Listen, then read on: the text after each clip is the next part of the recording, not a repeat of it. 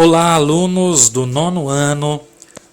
É um prazer estar aqui com vocês, juntos nesta revisão de português, né? Eu espero que vocês tirem bastante proveito desta nossa videoaula e, mais uma vez, eu me coloco à disposição de cada um para eventuais dúvidas, ok? Hoje a nossa aula é de revisão de todo o primeiro bimestre. E para darmos início, eu convido você para juntos cantarmos a música É Preciso Saber Viver, que além de ter o nosso conteúdo das orações subordinadas, também nos faz refletir sobre o atual momento em que estamos vivendo, momento este de muitas mudanças, né? E principalmente de valorização da vida. Vamos lá então cantar a música do grupo Titãs, É Preciso Saber Viver.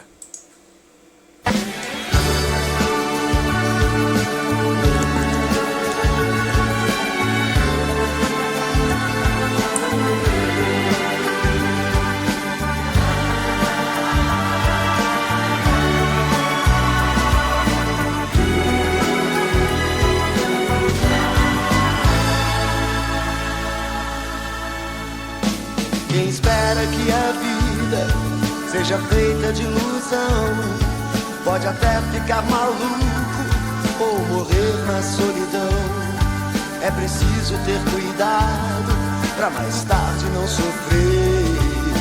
É preciso saber viver. Toda pedra no caminho você pode retirar.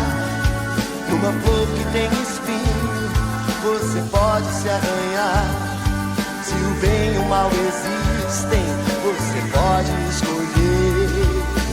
É preciso saber viver. É preciso saber viver. É preciso saber viver. É preciso saber viver.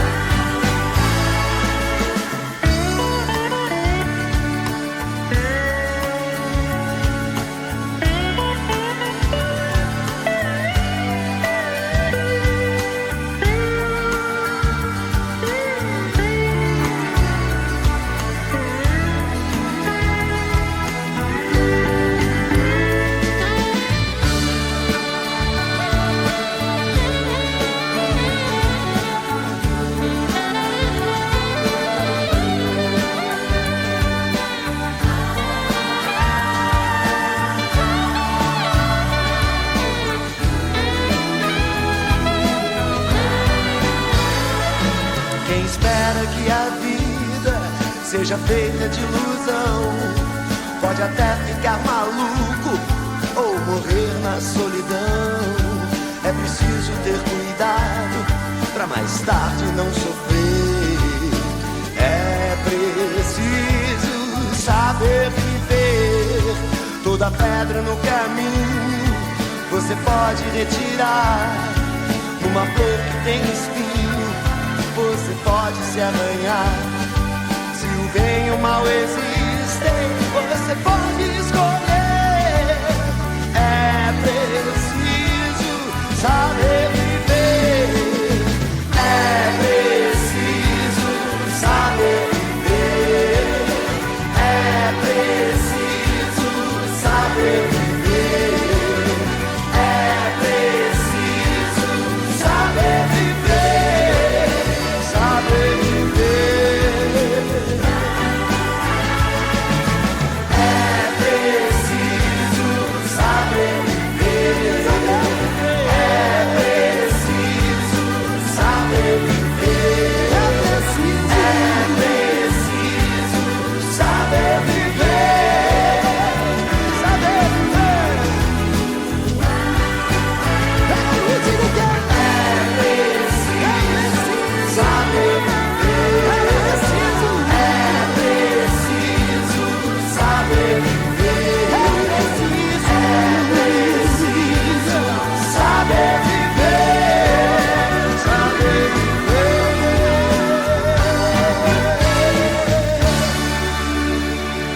Tá, então, a música do grupo Titãs, É Preciso Saber Viver.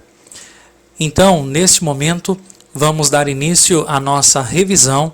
Daqui a pouco, nós vamos aproveitar esta canção para vocês perceberem um pouco das orações subordinadas na letra dessa música. Antes, nós vamos pela sequência, né, através do nosso capítulo de número 1. Gostaria inclusive que abrissem a página, né, inicial do nosso livro didático, para que possamos aí fazer uma revisão bem feita, ok? O nosso primeiro capítulo, intitulado de Escola, Lugar de Opinião, nós tivemos aí o gênero textual dissertação escolar. Como eu expliquei para vocês no início deste bimestre, ele é um texto argumentativo, de opinião, através aí de um determinado assunto. Expliquei para vocês também que o objetivo principal é vender aí uma ideia, convencer o leitor de alguma coisa, né? Eu ainda fiz uma explanação para vocês sobre a diferença da dissertação escolar da dissertação do Enem, porque são coisas semelhantes, porém com características distintas, tá? Quando nós falamos de dissertação escolar, aqui nós podemos utilizar a primeira pessoa, o eu acho, o eu penso, eu acredito, não tem problema. Já em uma dissertação de vestibular, uma dissertação de Enem, você de forma alguma deve usar essas expressões em primeira pessoa. A estrutura dessa dissertação, sempre nós teremos uma introdução com o desenvolvimento na sequência e uma conclusão, né? Na introdução nós temos uma situação-problema com a apresentação do tema ou da questão a ser discutida, né? No nosso segundo parágrafo e terceiro parágrafos, nós temos aí o desenvolvimento, onde nós vamos discutir e nós vamos construir aí um ponto de vista a partir de argumentos e defesa de um ponto de vista. Na nossa conclusão, nós temos aí o encerramento do texto, né? Que vai evidenciar o que aí nesse caso? Uma resposta ao problema apresentado, sempre dar a nossa solução para o problema. Os tipos de argumentos, eles são diversos, né? Nós podemos ter aí os dados estatísticos, podemos ter argumento de autoridade, com a opinião de um especialista, um argumento de raciocínio lógico, né? E ainda fazer uma alusão histórica. Então, vamos observar alguns exemplos de tipos de argumento. Quando nós temos dados estatísticos, nós temos aqui, segundo o IBGE, o Brasil tem ainda 11 milhões de analfabetos, né? Então nós temos aí um dado estatístico. Já o argumento de autoridade, nós temos aí uma pessoa especializada no assunto. De acordo com o teórico Bakhtin, a linguagem exerce uma função dialógica. Já o argumento de raciocínio lógico é aquele argumento empírico. O que é um conhecimento empírico? É aquele conhecimento que você aprende ao longo da vida. Quando diz assim, a poluição das águas causa a morte de muitos peixes, é algo que você aprendeu, né? Você sabe que a poluição ela vai matar, ela vai afetar aí os peixes, vai afetar a vida daquele rio. E uma alusão histórica, como o próprio nome diz, a Lei Áurea é um dos marcos mais importantes da história de nosso país, né? Nós também vimos no nosso primeiro bimestre o que nós chamamos de modalizadores discursivos. O que são esses modalizadores discursivos? São palavrinhas encaixadas em qualquer tipo de texto, são elementos, né, linguísticos que são responsáveis para evidenciar a nossa opinião em um texto. Então, conforme for uma determinada palavra, nós exprimimos aí a nossa ideia. Quando eu falo assim, nós não estamos tendo aula presencial. E quando eu falo assim, infelizmente não estamos tendo aula presencial. O que reforça esse infelizmente? Reforça uma opinião, né? De forma assim mais severa, podemos dizer assim, né? Então serve para evidenciar a nossa opinião sobre um determinado assunto. Então pode ser um advérbio, pode ser os modos verbais, um adjetivo, verbo auxiliar, uma expressão afirmativa ou negativa, tanto faz. Olha os exemplos de modalizadores discursivos que nós temos. Realmente, claro, lógico, sem dúvida, né? E nós temos diversos outros. Olha aí, ó, é possível, infelizmente, talvez, possivelmente. Tudo isso, todas essas são palavras que estão exprimindo uma opinião de quem está escrevendo o texto, ok? O que nós aprendemos também, revisamos na verdade aquilo que vocês aprenderam lá no 8º ano, as conjunções. O que são as conjunções? São os termos utilizados para relacionar duas ou mais orações. Elas podem ser aditivas quando eu quero promover uma adição, pode representar também uma oposição, uma conclusão, uma explicação ou ainda uma alternância, né? Então são diversos tipos de conjunções. Então aditivas, como o próprio nome diz, serve para dar uma adição, representar uma adição em relação a uma frase. E, nem, também, bem como, ou adversativa, uma ideia contrária, mas, porém, contudo, todavia, entretanto, e as de conclusão, logo, pois, portanto, assim, por isso, sendo assim, dessa forma, todas essas são conclusivas. Nós temos também as explicativas, como o próprio nome diz, para dar uma explicação, porque, pois, isto é, e as alternativas, ou, já, ora, quer, seja e diversas outras, ok? Nós também aprendemos neste primeiro bimestre o predicado nominal. O que é o predicado nominal? É um verbo de ligação com um predicativo do sujeito. Sempre nós teremos essa estrutura. O verbo de ligação, ele pode ser aquele verbo que representa um estado ou uma característica de determinada pessoa ou ser, né? Então, nessa frase, nós sempre teremos dessa forma, para ele ser predicado nominal. Sempre teremos o verbo de ligação mais o predicativo do sujeito. Os verbos de ligação, eles podem ser permanentes, transitórios, mutatórios ou aparentes. Olha um exemplo de um verbo de ligação permanente, ou seja, ele não muda. É o verbo ser e o verbo viver. Um exemplo, né? Lúcia vive feliz, é um estado permanente, né? Ela vive feliz. Um verbo transitório é aquele que tem uma mutação, né?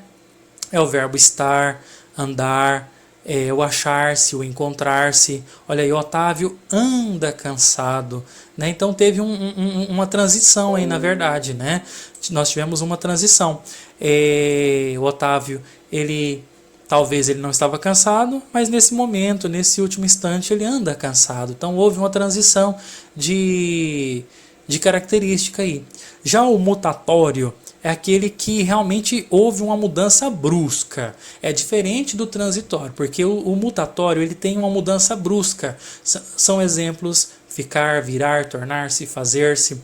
Olha aí, Isabel ficou descontente. Então ela teve uma situação e ela mudou completamente o seu espírito, né? O seu modo de ficar. Ela ficou descontente demais. E o aparente é o verbo parecer. João parece doente, como o próprio nome diz, de aparência, né? Ele parece doente. O predicado nominal, nós sempre teremos uma característica. Então o verbo de ligação ele vem sempre acompanhado de um predicativo do sujeito. Como eu já disse para vocês aí, o predicativo do sujeito ele sempre vai ser uma característica, tá? E o núcleo sempre vai ser o predicativo. Sempre o núcleo do predicado nominal vai ser a característica daquele sujeito. Então, reforçando, o predicativo do sujeito é um termo que expressa uma característica ou um estado do sujeito, tá? Vamos observar aqui um exemplo de predicativo do sujeito. Sara é perspicaz. Então nós temos Sara aqui como nosso sujeito, temos o é como nosso verbo de ligação e temos aí o perspicaz como predicativo do sujeito, a característica da Sara, né? Ok? Vamos então para o nosso segundo capítulo, anúncio institucional chamando para a ação. Neste capítulo, nós vimos o que é uma campanha publicitária. Aprendemos que é um conjunto de peças publicitárias produzidas com o objetivo de vender um produto, né? Um serviço ou a própria marca. Tem o objetivo de propagar uma ideia, convencer o leitor a adotar determinado comportamento, e o slogan apresenta a ideia central da campanha, né? Nesse caso aqui, nós temos um anúncio institucional. Qual é a diferença de um anúncio institucional para uma propaganda de um determinado produto, por exemplo? Justamente está no que você quer vender, na ideia que você quer passar. Anúncio institucional é mais para uma campanha, por exemplo, campanha da dengue, ou uma campanha para divulgar uma determinada marca, mostrando a importância daquela marca em uma determinada região. Então, anúncio institucional é isso. Já a propaganda tem o objetivo de vender realmente um determinado produto, né? Nós vimos esta imagem, né, que representava aí um anúncio institucional da Cezan, lá do Espírito Santo, que eles estavam querendo passar a ideia da empresa, de que ela era uma empresa responsável, que preservava o meio ambiente e por aí vai. Aqui nós temos o slogan, que é a frase chamativa da empresa: água é nela que a vida se multiplica, né? E nós vimos também o que nós chamamos de metonímia. O que é a metonímia? Lembrem-se, vocês se lembram dessa imagem quando nós fizemos a substituição desse motosserra por uma área degradada, né? Olha aí, os sinais são preocupantes. Então a metonímia nada mais é do que uma figura de linguagem que utiliza um elemento para se referir a outro, né? Então, quando nós temos essa substituição de um elemento querendo substituir por outra palavra, nós temos o que nós chamamos de metonímia. Quando eu falo, por exemplo, assim, deixe-me lembrar de um exemplo. Quando eu falo assim, eu bebi um copo de água. Você bebeu, na verdade, foi o copo? Não, essa palavra copo aí, ela representa a água, o líquido, né, que você bebeu. Então nós temos aí a figura de linguagem chamada metonímia, ok? Nós vamos ver agora, neste momento, as orações subordinadas substantivas. O que é uma oração subordinada em primeiro lugar? Oração subordinada é quando nós temos duas orações dentro de uma mesma frase. Então, o que significa isso? Eu tenho dois verbos em uma mesma frase. Eu tenho um do lado esquerdo e eu tenho um do lado direito. Se eu tirar esse verbo, esse primeiro verbo, por exemplo, aqui, e eu ler o que nele está escrito, ele não vai ter sentido completo. Eu preciso daquilo que está do outro lado para que eu possa entender a frase. Então nós temos o que chamamos de orações subordinadas, tá? As orações subordinadas, elas podem ser desenvolvidas ou elas podem ser reduzidas. As desenvolvidas são iniciadas por conjunções ou locuções conjuntivas. Já as reduzidas, o verbo se apresenta em uma das formas nominais, pode ser no infinitivo, no particípio ou no gerúndio. As desenvolvidas sempre terá um elemento, uma conjunção integrante. O que é uma conjunção integrante? É uma conjunção que serve para integrar, ligar dois elementos. Então, eu falei para vocês de duas conjunções. O que, né? E também se. Ok? São essas duas. Essas aqui são todas as orações subordinadas substantivas que vocês vão aprender até o final do ano. Por enquanto, vamos ver a subjetiva e a predicativa. A oração subordinada substantiva subjetiva vem sempre após a oração principal. Júnior, como é que eu vou conseguir identificar a oração principal e a oração subordinada? A oração subordinada vai ser aquela que tem a conjunção. Sempre. Tudo aquilo que vem antes da conjunção é a nossa oração principal. Simples assim. Anote aí, tá? A oração principal sempre vem antes da conjunção. A oração subordinada é aquela que tem a conjunção. A nossa oração subjetiva, ela vai exercer a função de sujeito da oração principal. Vocês vão perceber que na nossa oração principal, ela não tem sujeito. É a principal característica da oração subjetiva. Na oração principal, não tem sujeito. E ela pode ser desenvolvida ou reduzida, tanto faz. Vamos observar um exemplo aqui. É importante que ele leia o livro. Perceba que ele leia o livro. Eu já sei que sempre que tiver a minha conjunção, isso aqui é a oração subordinada. Aquilo que vem antes é a minha oração principal. Perceba que na oração principal nós temos o verbo de ligação e um predicativo do sujeito. É importante. Guarde essa estrutura, guarde essa estrutura. Toda oração subordinada, substantiva, subjetiva começa com um verbo de ligação e nós temos um predicativo do sujeito logo na sequência.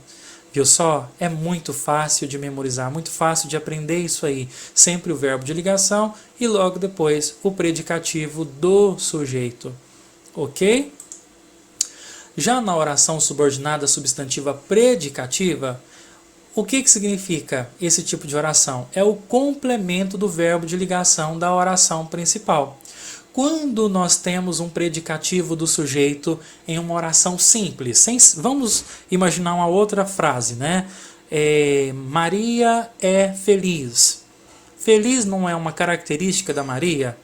Então perceba, na oração predicativa, nós sempre teremos um verbo de ligação para ligar as duas orações, a oração principal e a oração subordinada. Então exerce a função de predicativo da oração principal. E o período composto em que aparece pode ser transformado em simples com o predicado nominal. O que significa isso? Vamos observar aqui. A frase já mudou. Olha aqui, olha a diferença da oração predicativa da subjetiva. Na subjetiva, o meu verbo de ligação, ele vem aqui no começo. Vocês lembram? Ele vem bem aqui no começo. Já aqui, imaginem a frase que eu falei, Maria é feliz, né? Então, esse ele está aqui bem no meio, por isso que ela é predicativa. A minha oração principal, o importante, logo depois eu tenho o verbo de ligação, e logo na sequência eu tenho a minha oração subordinada predicativa. Vocês conseguiram compreender? Sempre aqui no meio, sempre antes da palavrinha que vai ser um verbo de ligação. Sempre, sempre, sempre. Memorizaram? Fácil, né? Muito fácil. Qual a diferença das duas orações, então? Uma começa com o verbo de ligação, é a subjetiva, e não tem sujeito. Eu vou voltar aqui para vocês perceberem que não tem sujeito na subjetiva. Olha aí, ó, é importante. O que é importante? Eu não sei te dizer, né? Sem ler a outra frase, mas se eu chegar aqui, olha, é importante, todo mundo vai ficar perdido. Ninguém vai entender o que é, né? Então, o que é importante? Por isso que era uma oração subjetiva. São as duas características. Eu começo com o verbo de ligação, eu tenho o predicativo do sujeito, e essa minha oração ela não tem sujeito definido. Já aqui, eu tenho o meu sujeito definido, o importante. Como eu sei que isso aqui é sujeito? Porque nós temos artigo. Sempre que tiver artigo, isso aqui é o nosso sujeito. Ok? No nosso capítulo de número 3, a vida reinventada nos romances. Nós vimos aí o que é um romance, que é um gênero textual narrativo, que apresenta uma história completa, longa, com um ou mais conflitos vividos por personagens, né?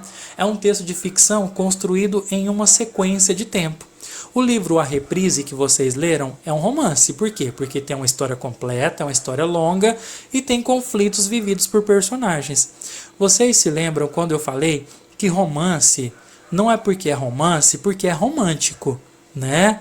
Não quer dizer que tem uma historinha de amor ali naquele livro, né? Então, romance é essa característica aqui. É uma história completa, longa, com um ou mais conflitos vividos por personagens, né? E está sempre envolvido com o narrador, tem o espaço, tem o tempo, tem o enredo e tem aí os personagens, ok? O narrador sempre vai ser o responsável por contar a história, pode ser em primeira ou terceira pessoa e não deve ser confundido jamais com o autor. Inclusive, no livro O Extraordinário, foi um motivo de muitas dúvidas, né? Lá nós temos cerca de 6 a 7 pessoas que são os narradores. Cada capítulo tem um narrador, né? E na prova nós tivemos várias respostas que era o autor do livro que era o narrador. E na verdade não é. Não confunda isso aí. Os personagens são os seres que praticam as ações do texto, os responsáveis pelo desenvolvimento da história e podem ser descritos exterior e interiormente.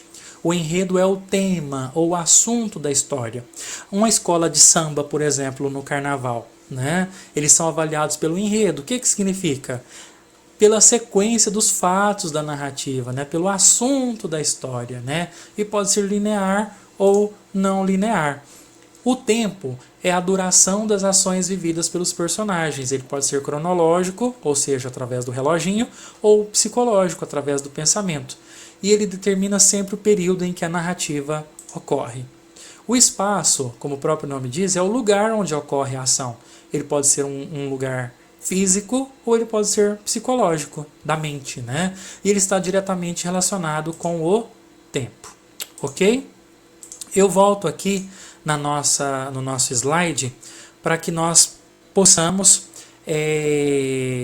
identificar novamente algumas características das nossas orações subordinadas. Nas nossas explicações, nas minhas explicações das nossas aulas em sala de aula, eu sempre pedia para vocês fazerem o seguinte: circulem a palavrinha que. Circulem, para você poder identificar o que vem antes dela. Observem a palavrinha que. Antes da palavrinha que tem o termo melhor. É um verbo de ligação? Não é. Então eu sei que não é predicativa. Essa oração aqui, ela tem sujeito? Não tem. É melhor. O que é melhor? Eu não sei. Por isso, ela é o quê? Uma oração subordinada substantiva subjetiva. Ok? Agora eu vou deixar você pensar. A boa notícia é que você está aqui. Essa oração, ela é subjetiva ou ela é predicativa? 5 segundos para você pensar. Muito bem. Ela é uma oração predicativa. Por quê? Porque antes da palavrinha que eu tenho um verbo de ligação. Observem, a boa notícia é o meu sujeito. Então, tem sujeito. Tem o verbo de ligação aqui antes do que, então ela é predicativa. Outra frase. É importante que você leia o livro. É importante. O que é importante? Eu não sei, não tem sujeito. Então, se não tem sujeito, ela é subjetiva, só de olhar aqui. E por termos também o nosso verbo de ligação bem no início da frase. O mais interessante é que sou feliz. 5 segundos para você identificar o tipo de frase, subjetiva ou predicativa. Ela é predicativa. Circulem a palavrinha que. Antes eu tenho um verbo de ligação. Se eu tenho um verbo de ligação, ela é predicativa. Outro exemplo. É verdade que vamos à festa. Identifiquem para mim qual tipo de oração nós temos aqui, predicativa ou subjetiva. 5 segundos. Para nós identificarmos essa frase, circulem a palavrinha que, analisa o que vem antes. Verdade. Verdade é um verbo de ligação? Não, meu verbo de ligação veio lá no começo. E essa frase, é verdade, não tem sujeito definido. Portanto, ela é subjetiva. Aqui, parece que você está doente. Que tipo de oração que é? Predicativa ou subjetiva? Analisem aí, por favor. Observem aqui o termo que. O que vem antes? Parece. Esse parece, ele é o quê? Ele é um verbo. E parece. Você consegue identificar o sujeito aqui? Não, você não consegue. Então ele é um verbo de ligação. Nós não temos o sujeito definido, né? Então nós temos aqui uma oração subordinada substantiva subjetiva, ok? Sobre a música, é preciso saber viver. Por que eu trouxe essa música? Porque ela tem muitas orações subordinadas aí, substantivas. Esse exemplo aqui é um exemplo claro. Olha aqui, ó. É preciso saber viver é uma oração reduzida de infinitivo. Por que é infinitivo? Porque o verbo não está conjugado. Perceberam? Como eu sei identificar quando ela é uma oração desenvolvida e quando ela é reduzida? A oração desenvolvida, ela sempre vai ter a conjunção. Sempre. A oração desenvolvida, ela vai ser uma oração completinha. E na oração reduzida, eu tiro a palavrinha que e transformo o verbo. Ele pode ser de infinitivo, ar, er, ir. Pode ser de gerúndio, com a finalização NDO, brincando, sorrindo. E pode ser também de particípio, com a finalização de ado, edo e ido, tá? Tanto faz, ok? De acordo com o verbo, na verdade. Então, observem, é preciso que se saiba viver. Então, isso aqui tem muito em vestibular, para você transformar a frase completa em uma oração reduzida. Então, cai demais isso aqui em vestibular. Fiquem atentos, tá? Então, é preciso saber viver, é preciso que se saiba viver. Que tipo de oração subordinada é essa aqui, gente? Essa primeira aqui, ela é uma oração subordinada, substantiva. Ela é predicativa ou ela é subjetiva? Olha aí, é preciso saber viver. É preciso que se saiba viver. Ela é o quê? Ela é uma oração subordinada subjetiva, porque nós não temos sujeito definido e o nosso verbo de ligação veio lá no começo. Ok? Então aqui, quando ela for reduzida, nós vamos ter um nome bem extenso. Oração subordinada substantiva, subjetiva, reduzida de infinitivo, porque não tem conjugação, ok? Viram só? Então é bem extenso o nome, ok?